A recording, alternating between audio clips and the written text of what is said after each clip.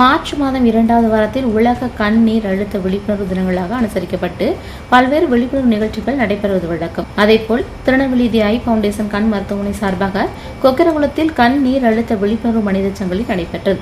இந்த பேரணிக்கு திருநெல்வேலி மருத்துவக் கல்லூரி முதல்வர் ரேவதி பாலன் தலைமை தாங்கி சிறப்புரையாற்றினார். தலைமை மருத்துவர் டாக்டர் முகமது பைசல் கண் நீர் அழுத்த நோய் பற்றிய விழிப்புணர்வு உரையாற்றினார். இந்த நிகழ்ச்சியில் ஸ்ரீ சாரதா மகளிர் கல்லூரி, நெல்லை நர்சிங் இன்ஸ்டிடியூட், நேசம் காலேஜ் ஆஃப் ஹெல்த் சயின்ஸ், அன்னை ஹாஜிரா மகளிர் கல்லூரி மாணவ மாணவிகள், பொறுப்பாளர்கள் கலந்து கொண்டு தங்கள் கரங்களில் விழிப்புணர்வு பதாதைகளை ஏந்தி நின்று விழிப்புணர்வு வாசகங்களை கூறினர். இந்த நிகழ்ச்சியில் மருத்துவமனை மருத்துவர்கள், ஊழியர்கள், சன்பார்மா நிறுவனத்தினர் கலந்து கொண்டனர். பொது மேலாளர் லோகநாதன் வரவேற்று பேசினர். முடிவில் மக்கள் தொடர்பு அதிகாரி பாலாஜி நன்றி கூறினார்.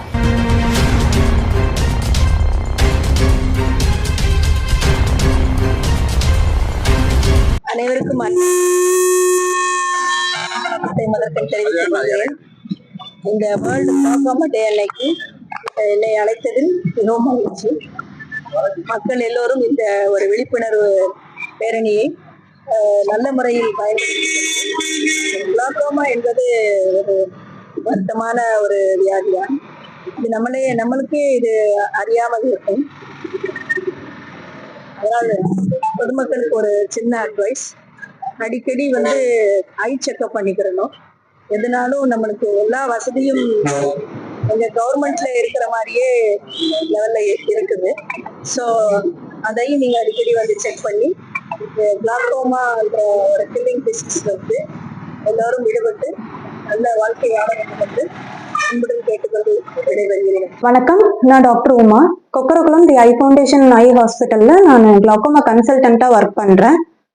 இந்த வாரம் ஒவ்வொரு வருடமும் மார்ச் 2வது வாரம் வேர்ல்டு கிளாக்கோமா வீக்கா நம்ம செலிப்ரேட் பண்றோம். கிளாக்கோமாங்கிறது கண்ணில் ஏற்படக்கூடிய அதிகப்படியான பிரஷர்னால கண் நரம்பு பாதிக்கப்படுது. இதுல நமக்கு பக்கவாட்டு பார்வை கம்மியாகும், நேர்பார்வை தெளிவா இருக்கும். ஸோ இது நம்ம எப்பவுமே நேர்பார்வை யூஸ் பண்றதுனால பக்கவாட்டு பார்வை குறையிறது மக்களுக்கு தெரியாது. அதை பத்தின விழிப்புணர்வை ஏற்படுத்துறதுக்காக தான் நம்ம வருடம் இந்த வேர்ல்டு கிளாக்கோமா வீக்கா செலிப்ரேட் பண்றோம். இந்த கிளாக்கோமாக்கு ஒரு சில அறிகுறிகள் இருக்கும். தலைவலி, கண் வலி, கண்ணு சிவப்பாகிறது, அடிக்கடி கிட்ட பார்வைக்கான கண்ணாடி மாத்துறது, இந்த மங்கலான பார்வை, இந்த மாதிரியான ஒரு சில அறிகுறிகள் இருக்கும்.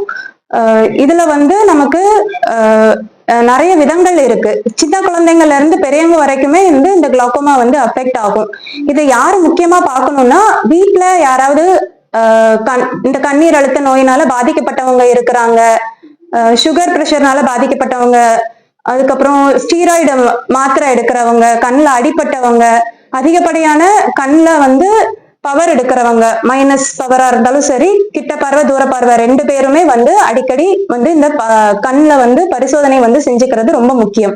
40 வயசுக்கு மேல இருக்கிறவங்க ரெகுலராகவே வருடத்துக்கு ஒரு முறையாவது கண்ணை டோட்டலா செக் பண்ணிக்கிறது ரொம்ப முக்கியம்.